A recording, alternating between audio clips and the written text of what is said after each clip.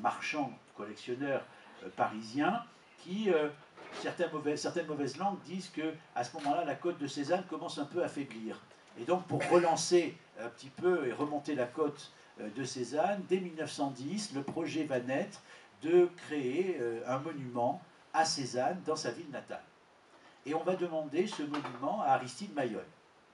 Ce monument va mettre beaucoup de temps à se créer, puisque grosso modo c'est de 1912 à 1925 la période de gestation de cette sculpture. Alors là vous n'avez pas la sculpture originale, vous avez ici un bronze, ce bronze que nous avions montré en 2013 pour la capitale européenne de la culture, et qui est un bronze tiré d'après la sculpture donc en pierre réalisée par Aristide Maillol, qui était destinée à l'origine pour Aix.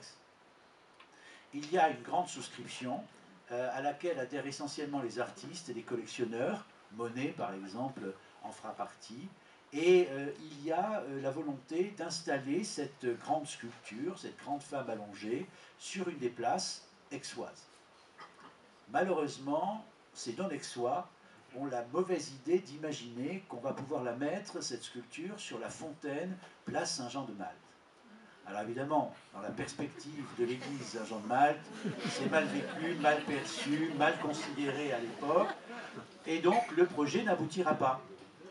Et il faudra attendre 1925 pour que finalement la sculpture en pierre soit installée dans le jardin des Tuileries, où elle ne se trouve plus aujourd'hui, puisque pour des raisons de conservation, on a estimé qu'elles doivent être protégée, et donc elle fait partie aujourd'hui des sculptures présentées à l'intérieur du musée d'Orsay, mais elle a été remplacée par un moulage en plomb et qui se trouve toujours donc dans les jardins des Tuileries. Voilà une des initiatives parisiennes pour rendre hommage à Cézanne, mais qui devait théoriquement venir à Aix et qui a été refusée, non pas parce que c'était Cézanne, mais parce que l'emplacement était sans doute mal choisi.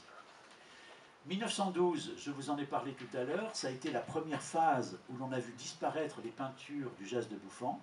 Et là, vous avez sur ces photographies très inquiétantes, hein, moi quand je vois ça, je frémis, de voir comment on a arraché, au sens strict des murs, en faisant s'écrouler tout l'enduit des murs à l'arrière, et comment on a fait pour évidemment récupérer ces fameuses peintures peintes directement à l'huile par Cézanne sur le plâtre des gypseries donc des décors du Jas de Bouffant.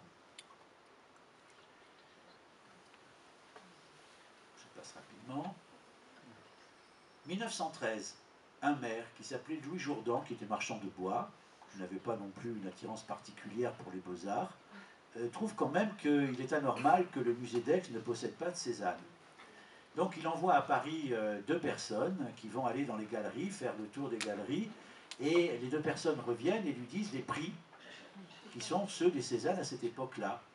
Et là, Louis Jourdan dit « Ah non, c'est pas possible, jamais nous ne pourrons acheter des œuvres de Cézanne ».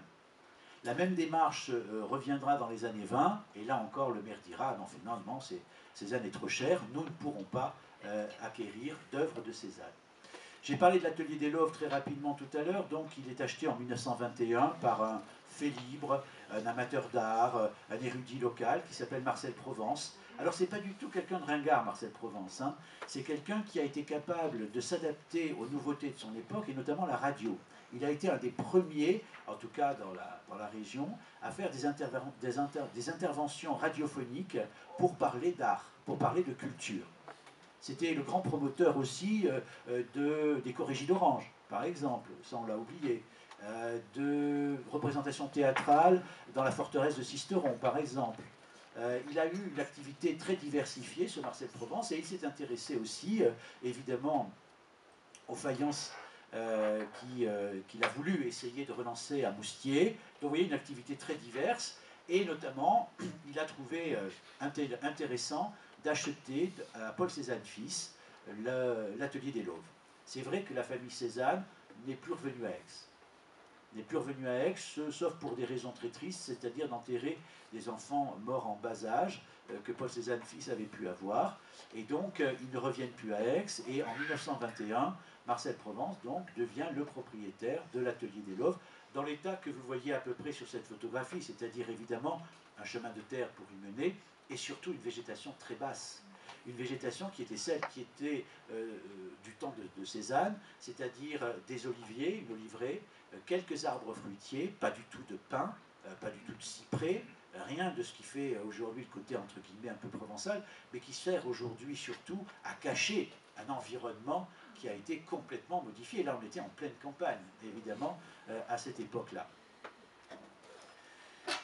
Et Édouard Rode, par exemple, qui écrit sur le musée d'Aix-en-Provence en 1921, va écrire dans ce bel ensemble qui constitue le musée d'Aix-en-Provence, il serait à souhaiter que la peinture moderne, principalement pour ce qui est des artistes provençaux, fût complètement et plus largement représentée, avec des noms tels que ceux de Ricard, d'Aiguier, de Monticelli, de Guigou, et surtout avec celui de l'Aixois Paul Cézanne, dont toute l'œuvre s'inspire d'Aix et de ses paysages. Donc on voit qu'il a de la suite dans les idées, qui va continuer à essayer de défendre la présence de Cézanne, l'intérêt de Cézanne à Aix, mais qu'effectivement, d'abord, les moyens vont manquer. Alors, on se rattrape comme on peut.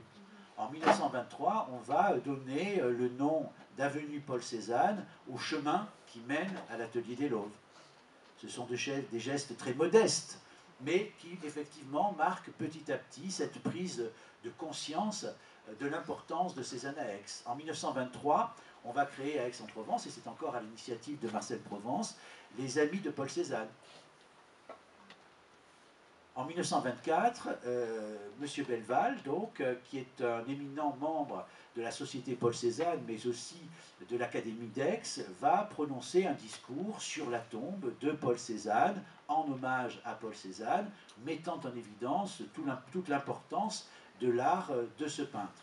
Et puis 1924, pour ne pas être en reste avec l'idée qu'avaient eue les frères Bernheim, c'est Vollard qui va essayer, et là aussi essayer, d'agrémenter avec des images cézanniennes la ville d'Aix-en-Provence.